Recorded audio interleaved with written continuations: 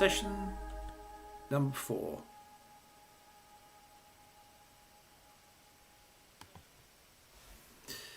And here I am, sitting in my office tonight, looking at 1 Corinthians chapter 4. And so far, we have got to know Apostle Paul quite well.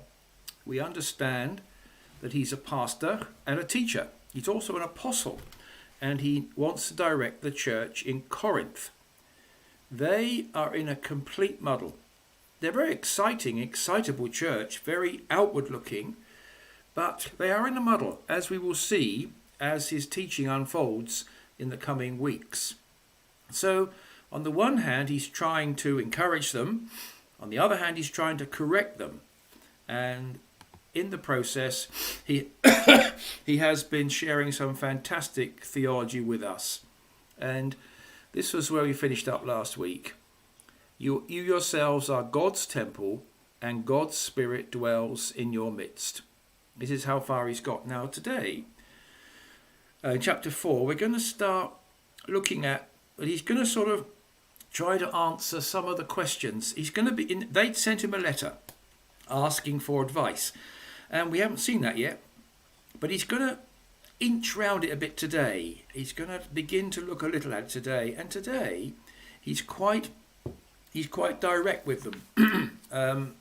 Which isn't his nature really, to beat his churches. He's not going to beat them, but he's just a little bit annoyed with them, as we will see.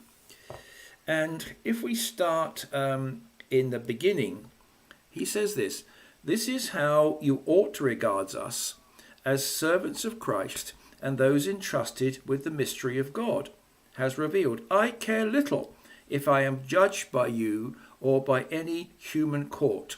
That's the key. I care little if I am judged by you or by any human court. See, this is the beginning of him getting a little bit fed up with them, that they're constantly criticizing. And, he's telling them at the beginning of chapter 4, I care little if I am judged, because you've got to understand who I am as an apostle. I am... my conscience is clear. This is how you ought to regard us, verse 1, as servants in Christ and those entrusted with the mysteries. Servants of Christ and those entrusted with the mysteries. Servants of Christ. This is a wonderful expression. It comes from the Greek word huperetes, which you may not be familiar with, but you should be, because it's the title given to the lowest bank of rowers on the Roman galley. If you were the top row, you could see something, but when you're the lower row, you see nothing except hear splashing and keep heaving on your oar. You were, on the Roman galley, the lowest. And Paul says, that's me. I'm an under rower. I am a servant of Christ. Hint here, you should be doing the same and not constantly arguing about who you're going to follow and what you're going to do. I am a servant. I am the under rower. If you were under rowers, you wouldn't be in this muddle in the first place with all these things we're about to look at. I am an under rower, and I am entrusted with the mysteries of the kingdom. The master has entrusted me, his steward, with the mysteries of the kingdom. That's what he's teaching us. Mind of Christ, in Christ, God's temple. I've been entrusted with these things. So this is his first defense about, I care little if I am judged. And we have to see the echo here of what he's feeling about them. He's quite right. When we get to 2 Corinthians, we'll see quite clearly they list the things they think he's done wrong and how useless he is. In 1 Corinthians, just an echo of it. I care little if I am judged. So you judging me? I care little if I am judged. I am a servant of Christ. I am the under rower. That's me, so you can judge me who you like. I don't care, because I'm so low down the deck that I'm a nobody. But I am entrusted with the mysteries of the kingdom. You treat me badly, that's fine, but just remember, who else can tell you you're in Christ? Who else can tell you you have the mind of Christ? Who else can tell you you're God's temple? Me, because even though I'm an under rower, I am entrusted with these things. And just in case they get the message, he says, and incidentally, in all your judging of me, let me remind you, it is the Lord who judges. The Lord who judges. I care little, verse 3, if I am judged by you or by any human court. Indeed, I do not even judge myself. My conscience is clear. But this does not make me innocent. The Lord, it is the Lord who judges me. You see, now I hope this is a bit of a complex chapter in a way. At the beginning of it, we've got to look back at everything he has taught them, that they are in Christ, they have the mind of Christ, they are God's temple. Wonderful things he told them. This has come because I am an under-rower entrusted with the mysteries. And incidentally, by the way, he says, if you're going to do any judging, it's the Lord's place to judge me, not you. The Lord will judge me, and he'll judge the quality of what I've done before you. Now you see here, a very strong, mature Christian speaking. A strong, mature Christian leader. I would follow such a man, wouldn't you? So that's the beginning of 1 Corinthians. So now he's made his defence. What a defence. He doesn't need to defend himself, does he? But he has to. Well, he says, my defence is this. I have £10 million in the bank, 3 cars, a staff of 400. I fly in a jet. No. He says, my defence is I am an under-rower. That's my defence. But I am entrusted with the mysteries. So don't judge me, because the Lord does that. So you see, this is his first statement. Now we come to this. Let me just Now, brethren, we're into verse. Something or other, 5 and 6, 6 and 7. Now, brethren, I have applied these things to myself and Apollos for your benefit, so that you may learn the meaning of the saying, do not go beyond what is written, then you will not be puffed up. Now we're coming close now to how he sees them. He's made the initial invitation to them. Serving is the choice. That's a choice you may choose to make. But if you don't make that choice, then you become puffed up. And in verse 6, now we're at it now. Sorry, it's a bit, I've got to sort of shuffle around a bit tonight to get this right. Here it comes in verse 6. Then you will not be puffed up in being followers of one of us against another. Now we're at the heart. Division is puffing them up. That's what he's trying to say to them. He says, I offer you the choice of serving. I offer you the choice of being under-rowers, of being entrusted with the mysteries. But what have you done? All you seem to care about is who's following Paul, who's following Apollos, who's following the Christ party, and you squabble, and you write this letter about this, and you're completely missing the point. This whole business of division is puffing you up. It's rather direct, because the Lord finds puffing up very offensive, because puffing up comes close to what Mary says in the Magnificat. He pulls down the mighty from their thrones. Puffing up, pride, is just about the greatest sin, because it's basically taking God's position and making it ours. Then you will not be puffed up, not taking one position against another. You've got to hear it. They were having meetings, and this is the meeting for the Christ party, and someone get up and puff it up, and everyone applaud. Then the next day there'd be a meeting for the Paul party, and perhaps the Christ party would picket them or throw things. Don't put anything past Corinth. And this whole thing has become a seething mess. And what's more important is which party you belong to, rather than being an under-rower. This deeply distresses Paul, because he is a servant of Christ and he doesn't want to see the Lord's position robbed away from him. He doesn't want to see the cross of Christ emptied of its power. So you see now, here we are at verse 6 and 7. For who makes you different from anyone else? What do you have that you did not receive? And if you did receive it, why do you boast as if you did not? Hey, remember, Corinthians, everything you are has been given to you by the Lord. You were nothing of yourself. Nobody else would bother with you. But I did, because the Lord called me as his under-rower to be with you. But watch out. You go back to the puffed up ways. trouble will come. And trouble did come. They didn't listen to him. And in 2 Corinthians, the trouble is abundant. Oh my goodness. Their puffed upness never puffed down. They never listened to him. They never took on the under-rower. Who wants to be that? I want to be that. I want to be important. I want to be the leader of the Christ party. I want to be the leader of the Paul party. And I can go into Paul's private room and speak with him and he calls me George. Puff, puff, puff. Paul doesn't like it, and he's slapping their hand. Just as I said to you, it is a father's heart, but nevertheless, he's telling them now, after everything he said, all the good things he said, now he said, let's look at you. What are you puffed up? I've said a number of times, haven't I, on the live stream this week, that we're going to see some serious changes this week. And this is what he says to them. We are fools for Christ, but you are so wise in Christ. Now, what he's going to do now we're in chapters 8, verse 8 to 13, he's going to switch. Hello, Rose. Hello, Christopher. Oh, yes, it's good. Like David's saying hello to you, because I get kind of engrossed, really, in this thing. So we got puffed up. We've puffed them up. Now, he's going to say to them, the kind of life the Lord looks for is not the one you're living. Oh, ouch. Not another smack on the hand. Looks like it, doesn't it?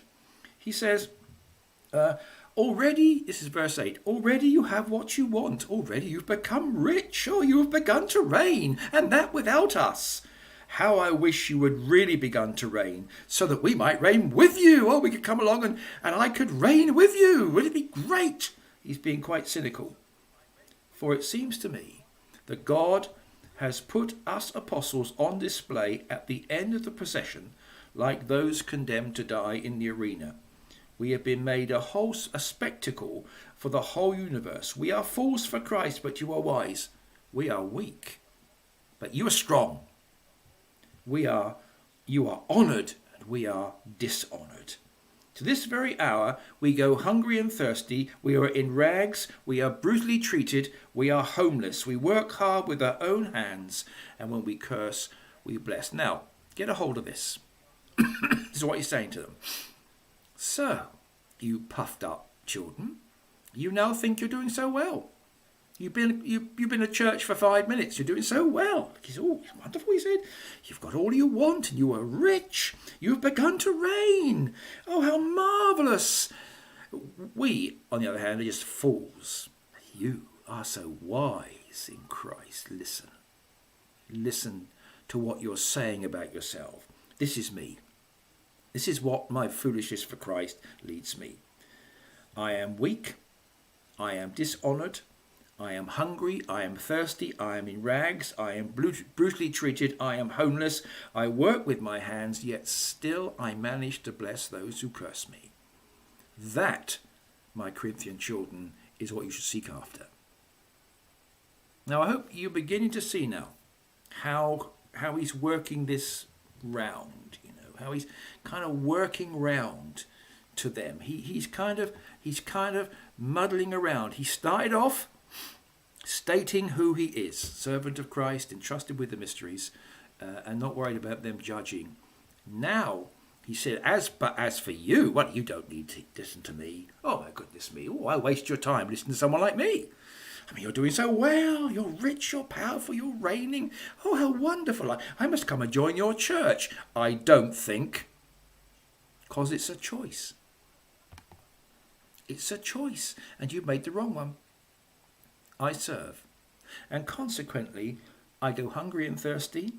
I am in rags. I am brutally treated. I am homeless. I work hard with my hands. I am cursed. I am persecuted. I am slandered. I have become the scum of the earth, the garbage of the world. I don't care. Because of this. I am an under-rower entrusted with the mysteries. Now, you see what he's doing in this chapter. He is setting the servant path against the path they've taken. And he's made it clear to them that they have chosen to be wise. They'd have been better to chosen to be fools for Christ. To be hungry and thirsty in rags, homeless, to be cursed, to be persecuted, to be slandered, to become the scum of the earth, because that's the way the Master went. It's sad, really, in a way. They owed their very life to him, and yet they seem to have quickly cast off their moorings and strayed into the ways of the world, because puffing up is the way of the world. It is the way of the world. And so much of the church and so many in the church have gone that way. So many ministers, pastors, leaders have gone the way of the world. It's the criticism of many of the churches in the book of Revelation. They became wise. That Paul said, I've stayed a fool. I've stayed a servant. I've stayed an under-rower. That's what I've done. But listen, as a consequence of this, I am entrusted with the mysteries. So you see, this chapter works its way along carefully and slowly. This is the man that's told them they are God's temple, that God's Spirit dwells in them, that they are in Christ, they have the mind of Christ. So he doesn't dislike them, but he's warning them. There's something wrong with what you're doing, Corinth. There's something wrong with what you're doing, and this is what you're doing. You have made the wrong choice. You have chosen. You have chosen. Let me go back one slide here a minute, if I can. It's this one, isn't it?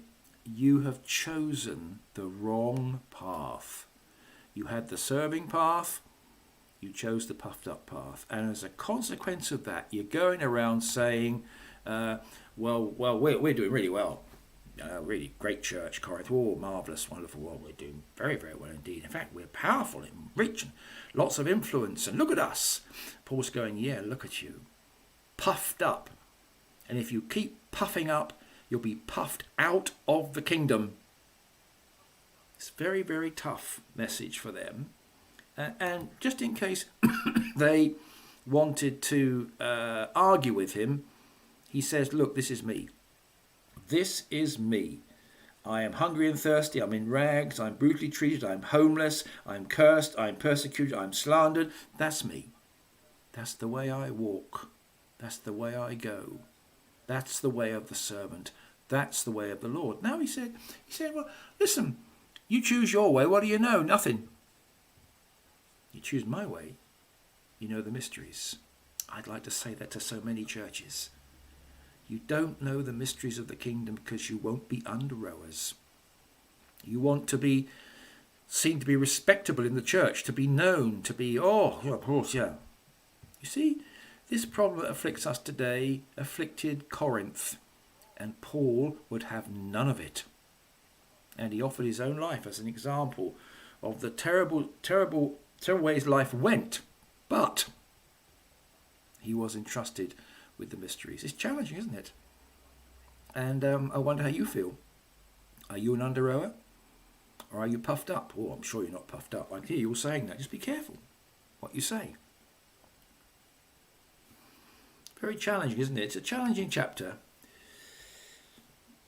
He says to them, very interesting now, he moves quickly on because he loves them.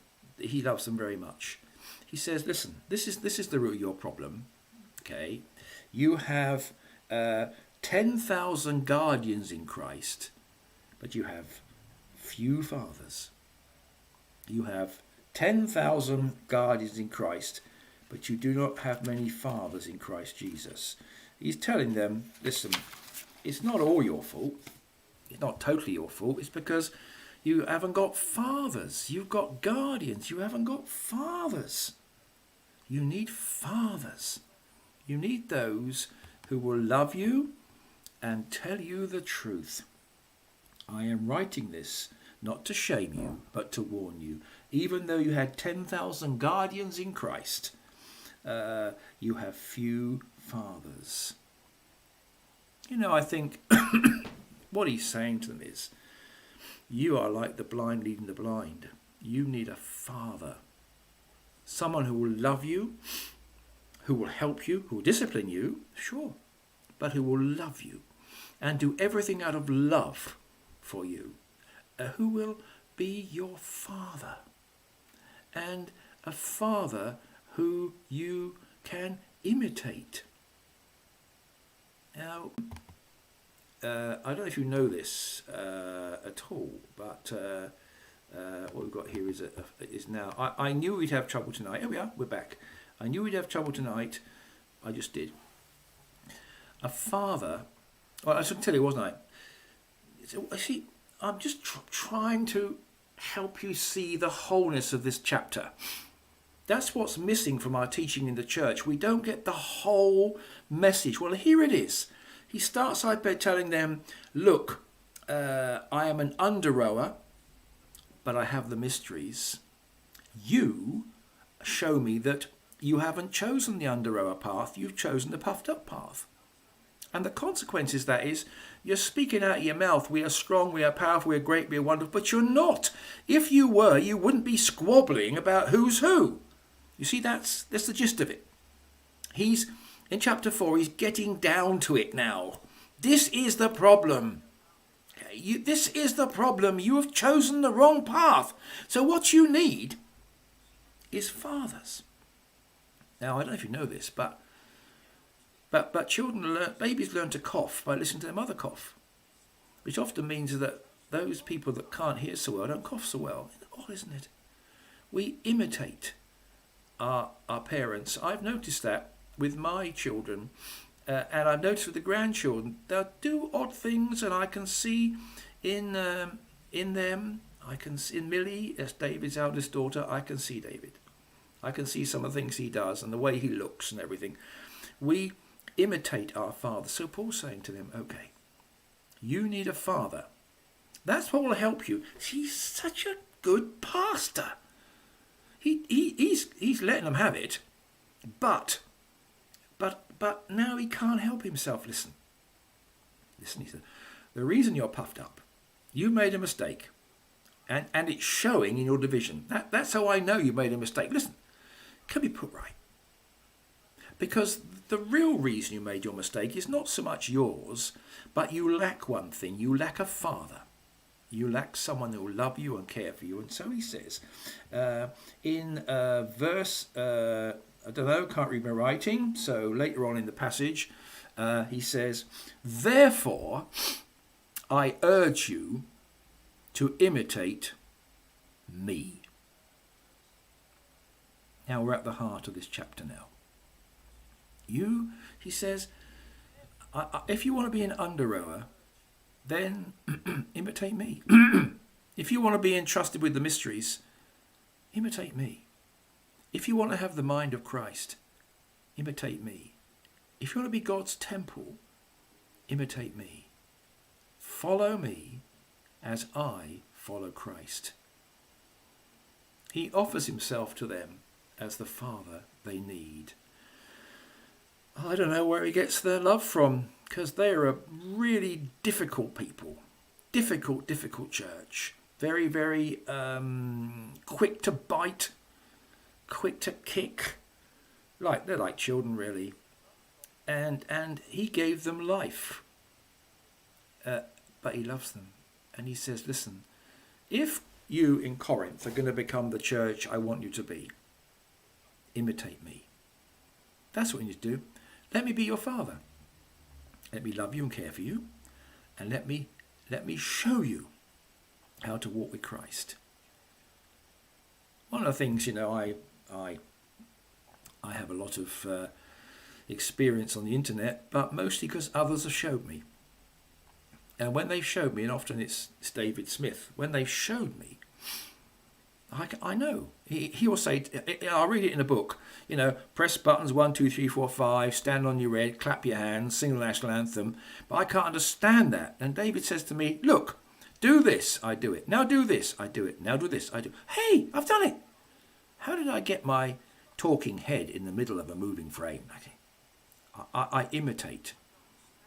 So he says to Corinth, imitate me. And what I think, I keep checking the time, by the way, because I know half an hour is long enough, especially for those who are picking it up in Ghana. What we're lacking in our churches, many things. We're lacking fathers. It's those older members of the church who have walked a long time with Christ, who will help us when we're caught and stuck. Now, when you get to my age, 179, there aren't many people ahead of you. But on Sunday, the bishop from, he's working in, I don't know, Kenya or somewhere, Rwanda, I can't remember, sorry, forgive me. He's 84. You know, I was so encouraged that I'm going to imitate him. You know, he's 10 years ahead of me, and still there he is doing the Lord's work, leading our church and going back there in April. I want to imitate him, see? And I think the church lacks fathers. And that, I think, is one of the real problems. And Corinth lacked a father, so Paul says, I'll be a father. What a pastor he is. Last of all, he says, I will come to you soon. I will come to you very soon, so we can meet together. This caused a great deal of trouble in Corinth. Why? I mean, what's the problem? I'm going to come to you soon. It's because he kept changing his plans. He would say, I'm going to come to you soon, and not come. And his enemies used this against him. You see, he says he's going to come, but he doesn't come. You know, he doesn't come, he doesn't turn up. It's quite common not to turn up. You know, Maria Callas was known for that. You know, cancelling her concerts, cancelling so many concerts that in the end, impresarios didn't hire her because they couldn't be sure she was going to turn up. And that's what happened to Paul. And he would always say, well, I've changed my plan because the Lord has spoken to me, maybe. But he tells them he's going to come to them soon, but he didn't. And this caused him a lot of trouble in the future. This is just a sort of bit of an aside. It might come back in 1 Corinthians. It's in 2 Corinthians everywhere. So he says, for this reason I have sent you Timothy, my son, whom I love. He is faithful to the Lord. He sends one of his young men, Timothy, to show them that he still loves them and cares about them. And Timothy will just repeat what Paul said, because Timothy was a son of the father Paul. The problem is, Timothy was rather timid. We read that in Ephesus and other places, Ephesians and other places. And Corinth was a tough nut. And I'm not sure it was quite the right person to send. I don't know. I wouldn't have. He will remind you of my way of life in Christ Jesus and agrees with what I teach everywhere in every church. So I'm coming soon. How am I going to come, he says. This is the end of the passage. Shall I come to you with a rod of discipline, or shall I come to you in love and with a gentle spirit? Well, we know that. We're going to come with a gentle spirit, don't we? I mean, haven't you said that as parents? If you do that again, I'll send you to bed. Don't do it, do you? Oh, no.